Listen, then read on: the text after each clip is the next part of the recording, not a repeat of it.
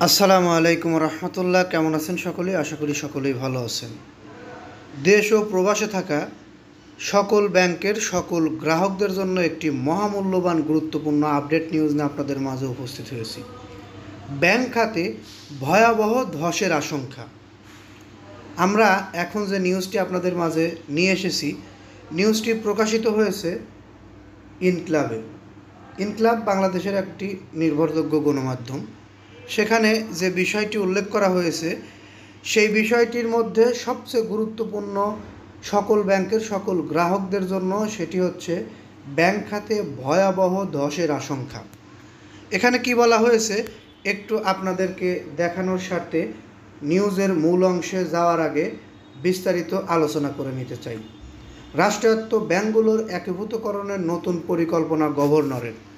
মার্জারের প্রক্রিয়া সম্পন্ন হতে সময় লাগবে 3 থেকে 4 বছর।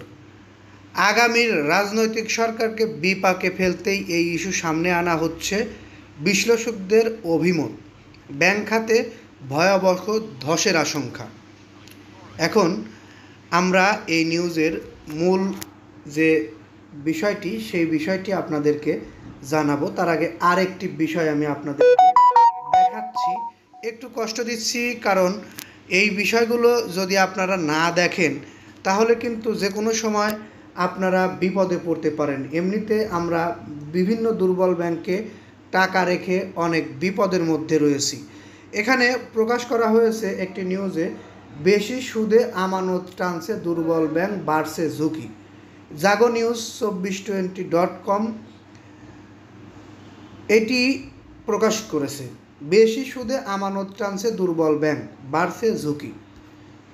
বেশি সুদের লোভে অনেক ব্যাংকে অনেক গ্রাহক টাকা রাখছে, কিন্তু সেটি মূলতই সঠিক কিনা এই বিষয়টি আসলে আপনাদের জানার অতীব গুরুত্বপূর্ণ, জরুরি। যারা এখন পর্যন্ত নিউজটি দেখলেন তাদেরকে বলবো নিউজটিতে একটি লাইক দেবেন, কারণ আপনাদের একটি লাইকের ফলে আমরা পরবর্তীতে এরকম ধরনের গুরুত্বপূর্ণ নিউজ তৈরি করতে আগ্রহী হই। এখন আমি আপনাদের মাঝে বিস্তারিত তুলে ধরার চেষ্টা করব। সেটি হচ্ছে, বেশি সুদের আশঙ্কা ভালো না। বেশি লোভে অনেক কিছুই ক্ষতি হয়ে যায়। দুর্বল ব্যাংকগুলো বেশি সুদের লোভ দেখিয়ে গ্রাহকদের কাছ থেকে আমানত সংগ্রহ করছে, যেটি আসলে গ্রাহকদের ভেবেচিন্তে আমানত রাখা উচিত বলে মনে করছেন বিশ্লেষকরা। এ বিষয়টি থাক। ব্যাংক খাতে ভয়াবহ ধসের আশঙ্কা, এই বিষয়টি নিয়ে আমরা একটু আপনাদেরকে জানানোর চেষ্টা করি। ব্যাংক খাতে অর্থনৈতিক হৃৎপিণ্ড বা চালিকা শক্তি বলা হয় ব্যাংক খাতকে।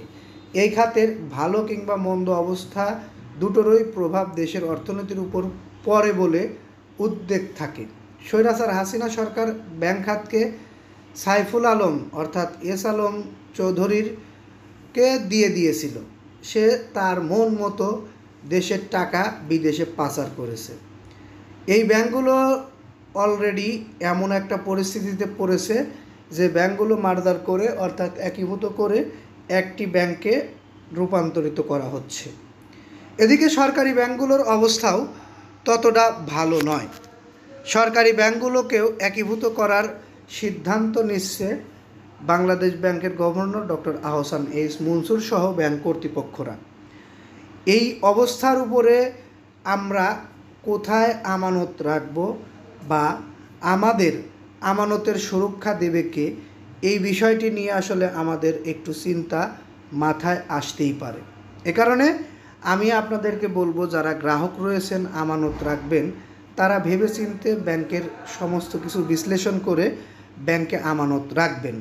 এখানে আমাকে কোনো ব্যাংক রেভিনিউ দেয় না যে আমি ওই ব্যাংকের নামে আপনাদেরকে বলবো, বা ওই ব্যাংক খারাপ বা ওই ব্যাংক ভালো, এটিও আমার বলার বিষয় না। অনলাইনে বা গণমাধ্যমে যে নিউজগুলো প্রকাশিত হয় বা বাংলাদেশ ব্যাংক থেকে যে তথ্যগুলো প্রকাশ করা হয়, সেগুলোই আমি আপনাদের মাধ্যমে, আমার চ্যানেলের মাধ্যমে আপনাদের কাছে তুলে ধরে থাকি। আপনারা দেখে শুনে আপনাদের আমানতের টাকা রাখবেন। বেশি সুদ দিলেই যে সেই ব্যাংকে টাকা রাখতে হবে, বিষয়টি এমন না। দুর্বল ব্যাংকগুলো বেশি সুদ দিয়ে থাকে, এটি আমরা অবগত আছি বা জানি। বিষয়গুলো মাথায় রেখে সবাই সবার আমানতের সুরক্ষা বা আমানতের সুরক্ষায় চিন্তিত হবেন বলে আশা প্রত্যাশী। এই বলে আমি এইখান থেকে বিদায় নেব। তার আগে বলে যাই, পরবর্তীতে এরকম ধরনের ভিডিও পেতে আমাদের চ্যানেলটি সাবস্ক্রাইব করে বেল বাটন অন করে রাখুন। আর কোনো মতামত থাকলে কমেন্ট বক্সে জানিয়ে যাবেন। এখনও যদি কেউ লাইক না দিয়ে থাকেন তাহলে একটি লাইক দিয়ে যাবেন। এই বলে এখান থেকে বিদায় নিই। আসসালামু আলাইকুম।